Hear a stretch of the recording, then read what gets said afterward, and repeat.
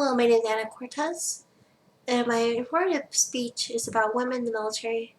Disclaimer warning, I am battling a flu and a fever right now, so if I have shortness of breath or coughing, I'm really sorry. However, I have to get the speech done. Women come in all shapes and sizes, and each one of us have the power to dictate what roles we'll take within society. Today in 2015, women can be practically anything, from stay-at-home mothers to CEOs to women who protect and serve our country, endangering their lives for the millions who call the red, white, and blue their home. Nevertheless, it was a long journey to get to our current state. 200 years ago, it wasn't the case. Women did not have the same rights as we have today, and were viewed as fragile and weak. We're we're not seen as the warriors that we view women within the army today. In a world ruled by gender bias, we have found a way to break social norms and become more than homemakers. Every day there's women fighting for our country. However, it hasn't always been like that. Within the Revolutionary War,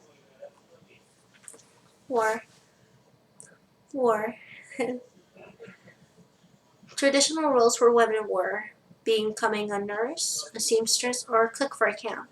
However, there was a woman who stands among the crowds. Her name was Margaret Coban. She, like most women, were fond within the battlefield alongside her husband. She she am she handled ammunition for her husband Cannon, and one day he died. She continued on at putting ammunition within the cannon and got fatally wounded within one of the Revolutionary War battles.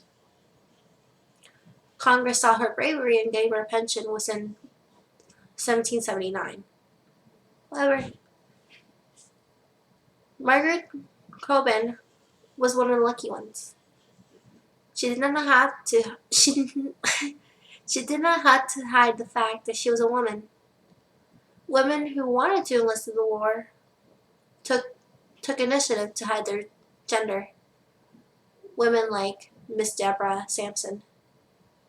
Miss Deborah Sampson enrolled within the Continental Army during the Revolutionary War, setting off a trend which continued within history. Women like Sarah Rosetta Wakeman enlisted under an alias as a man, and she didn't. She died as a man. Currently, if you see her headstone, it'll read Leon Wakeman. However, times were changing, and women got even more roles within the U.S. military. The wars helped women to get more roles within the U.S. military. Due to the World Wars, women were able to take roles seen as male work. Women were given an opportunity to shine. During World War I, it was the first time in history that regular Army and Navy nurses were sent overseas, although women served without rank. It was the first time that women who were not nurses were allowed to enlist within the U.S. Navy and Marine Corps. By the end of the war, the American military women had served stateside and overseas on both eastern and western fronts.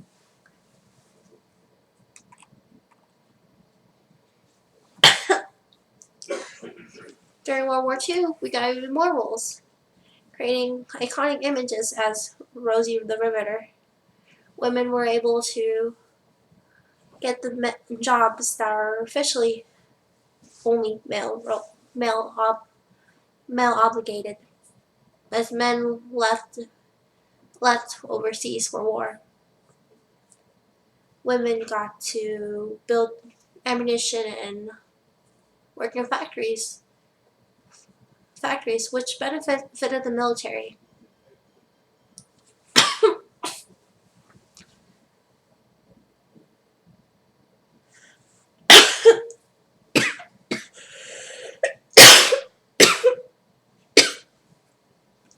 Within the last 15 years, we have even more change.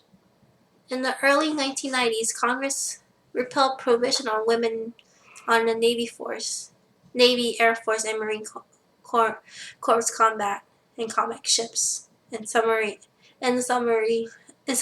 will follow years later.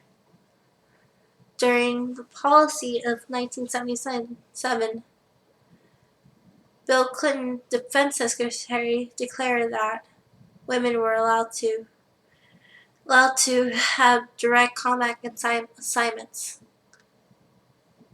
which led which meant that women who were allowed to have operations like women were allowed to be in military operations such as Operation Desert Storm.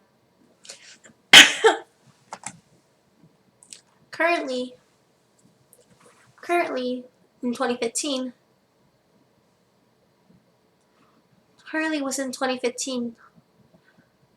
as in December 3rd, 2015, the Defense Secretary announced that women are allowed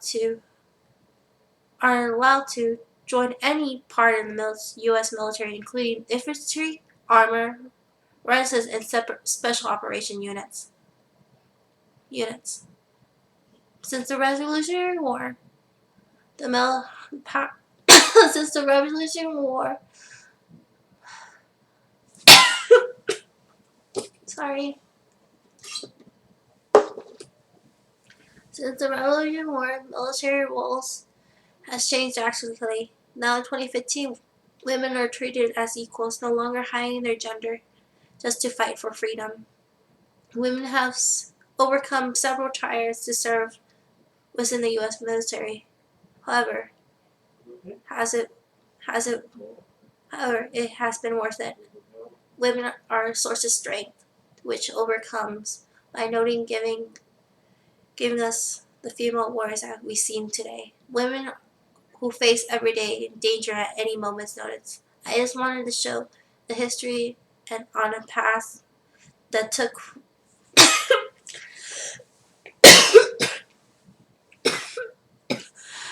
for women to be in the military. I just wanted to show a history path that took for women to be in the U.S. military. Thank you, and sorry for all my coughing. I'm sick. I'm sorry.